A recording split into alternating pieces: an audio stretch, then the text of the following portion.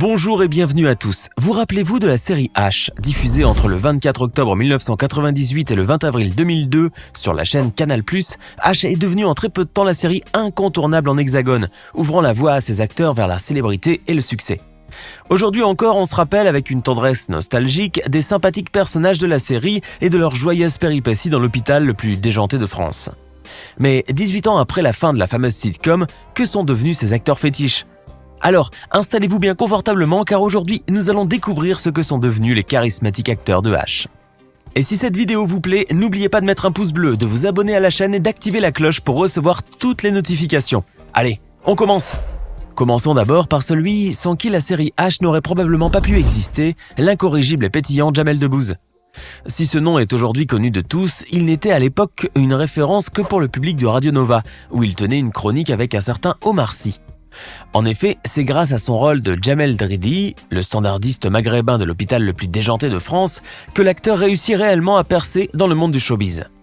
Sa spontanéité et son humour malicieux, à la limite de l'impertinence, lui ont valu d'être la coqueluche du public, qui s'est très vite attaché à ce jeune banlieusard qui défie si bien son handicap.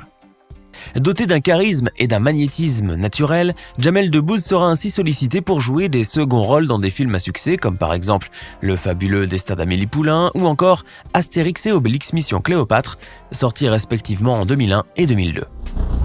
Jamel s'impose alors comme un acteur polyvalent et pas nécessairement humoristique puisqu'il enchaînera les premiers rôles dans des productions au registre nettement plus dramatique. Il tourne ainsi notamment dans le film de Luc Besson, Angela, sorti en 2005, ou encore L'excellent Indigène, sorti en salle en 2006. Jamel Debbouze connaîtra ainsi une véritable success story, accédant au statut d'icône de l'humour français. Il permettra par la suite aux jeunes générations de l'humour de connaître le succès en créant le Jamel Comedy Club, aujourd'hui une référence dans le milieu. Sur le plan privé, la star de la banlieue de Trappes est un heureux mari et papa qui partage son temps libre entre la France et le Maroc, où il organise chaque année le plus grand festival international du rire du monde dans la magnifique ville de Marrakech. Après Jamel, impossible de ne pas parler de ses amis de toujours, également apparus pour la première fois sur Radio Nova, le duo Eric et Ramzy. On se rappelle tous de Sabri Saïd, le grand brancardier dégingandé et totalement à côté de la plaque de la série H, interprété avec brio par Ramzy Bedia. Ce dernier avait accédé à la notoriété en compagnie de son éternel ami et acolyte de scène, Éric Judor, l'interprète de l'infirmier Aimé Césaire, dans la série. Au même titre que Jamel Debbouze, c'est la sitcom H qui permet à Eric et Ramzy de réellement crever l'écran et leur ouvre les portes d'une carrière cinématographique couronnée de succès. Les deux acteurs profitent ainsi de cette célébrité nouvellement acquise pour se lancer dans le 7e art en coécrivant et en jouant dans La Tour Montparnasse Infernale, qui s'avérera être un véritable succès commercial. Les deux comparses sortiront d'autres longs métrages par la suite comme l'excellent Halal Police d'État, qui n'a pas manqué d'attirer les foules dans les salles obscures.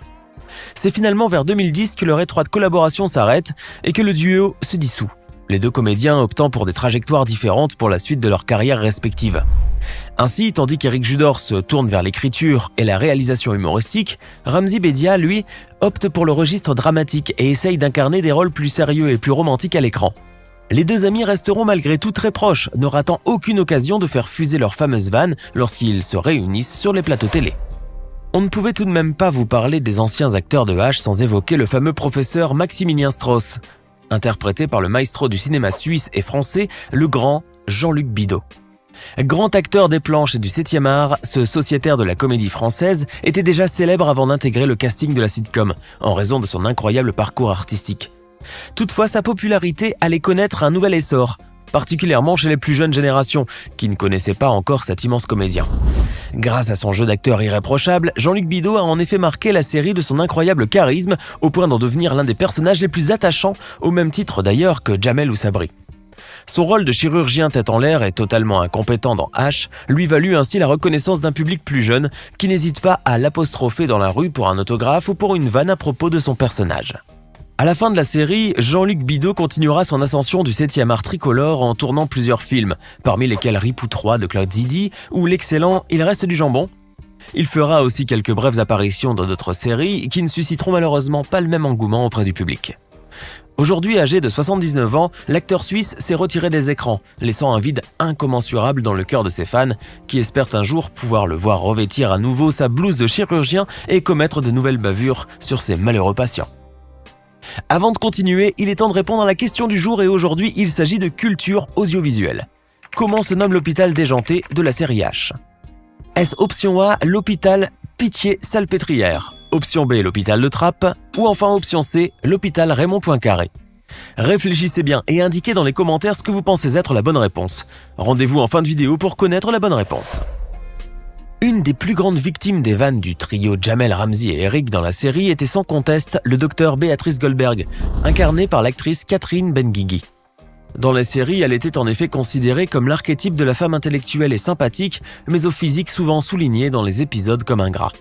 Bien qu'ayant fait ses débuts en 1992 dans Ça me suffit de Virginie Thévenet, l'actrice ne se fera réellement connaître du public qu'à travers le succès phénoménal qu'a connu la série et à son personnage somme toute très attachant qu'elle a su interpréter avec brio. Catherine Benguigui participera à la série H durant les 2 premières saisons. On pourra ensuite la voir participer à la série Caméra Café sur M6 où elle apparaîtra dans 2 épisodes. Son excellent jeu d'actrice et sa spontanéité face à la caméra lui permettent de poursuivre une carrière cinématographique prolifique en enchaînant ainsi les seconds rôles au cinéma. L'actrice a ainsi pu nous faire apprécier son charisme naturel dans des productions comme La Buzz, Rien que du bonheur ou encore Le Carton. Son talent a même été reconnu par les plus grands réalisateurs comme Roman Polanski qui lui offre un rôle mineur dans un de ses blockbusters, La 9e porte avec Johnny Depp. Elle a également travaillé avec le grand Woody Allen en 2011 en faisant une remarquable apparition dans sa magnifique comédie Minuit à Paris. Après la douce et timide Dr Goldberg, impossible de ne pas citer la cynique infirmière en chef de l'hôpital, Clara Saulnier, jouée par la talentueuse Sophie Monico. Antithèse de sa comparse féminine le Dr Goldberg, Clara se veut séduisante, manipulatrice et dominatrice, ne ratant jamais une occasion pour rabaisser ses collègues ou les humilier. Son personnage est pourtant devenu central au fil des saisons, grâce notamment à l'excellente performance d'acting de Sophie Monico, qui s'était réellement donnée à fond pour ce rôle. À la fin de la série, en 2002, l'actrice, fière de sa popularité nouvellement acquise, se lance dans une véritable carrière au cinéma. Jonglant très facilement entre les différents registres cinématographiques, en passant de films comiques dont Hollywood, de Frédéric Berth, et Pascal Sériès, à des films policiers comme Contre-enquête de Franck Mancuso, toujours avec la même passion. Du côté du petit écran, elle enchaîne les tournages depuis H, avec quasiment un tournage par an à son actif. Elle s'est ainsi illustrée dans des productions pour TF1 et France Télévisions, comme la sensationnelle série Falco. Aujourd'hui âgée de 60 ans, Sophie Monico est de moins en moins présente sur la scène médiatique française pour le plus grand malheur de ses nombreux fans qui restent grandement nostalgiques de la belle époque de H. C'est à partir de la 3e saison que Charlotte, la fille du professeur Maximilien Strauss, fait son apparition dans la série. Charlotte Strauss, interprétée par Linda Hardy, connue pour avoir remporté le concours Miss France en 1992. Contrairement à son incompétent chronique de père, Charlotte est une fille studieuse et très cultivée avec en plus un physique de rêve qui fait régulièrement tourner la tête à Jamel et Aimé. Bien que ce rôle est l'une de ses premières expériences professionnelles en tant que comédienne, la jeune actrice a su insuffler de l'authenticité et de la crédibilité à son personnage qui disparaîtra pourtant de manière inexpliquée dès la fin de la 3e saison. Depuis qu'elle a quitté le navire H, l'ex-Miss France a pu être remarquée dans des films comme Immortel, Ad vitam du dessinateur-réalisateur Enki Bilal, Mon Poussin de Frédéric Forestier ou encore A House Divided de Mitch Davis. La jolie comédienne tournera aussi dans des séries notables parmi lesquelles Alice Nevers, Le Commissaire Cordier et la série à succès de Canal+, Mafiosa. Enfin, dernier de notre liste, le personnage d'Edgar, le directeur de l'hôpital le plus déluré d'Hexagone, a fait son apparition dans H au cours de la 2e saison et s'impose très vite parmi le turbulent casting de la série. Interprété à la perfection par le talentueux comédien Edgar Givry, le directeur de ce sanatorium hilarant a grandement gagné en intelligence et en machiavélisme au point de devenir très rapidement un personnage emblématique de la série. Depuis la fin de la sitcom en 2002, le comédien français s'est orienté vers une carrière au 7e art, faisant des apparitions remarquables dans des films à succès comme Tais-toi, où il partage la réplique avec Jean Reno et Gérard Depardieu, ou encore L'élève du Cobu avec Elise Moon. Edgar Givry a également joué dans de nombreux téléfilms et séries pour France Télévisions et TF1. Mais l'activité qu'il pratique avec le plus de ferveur et de cœur est sans nul doute le doublage, puisqu'il est la voix française officielle du grand acteur américain John Malkovich, mais également de Richard Dean Anderson, Timothy Dalton ou encore Case Carradine. Alors, surpris de ce que sont devenus les anciens acteurs de H ? Donnez-nous votre sentiment dans les commentaires.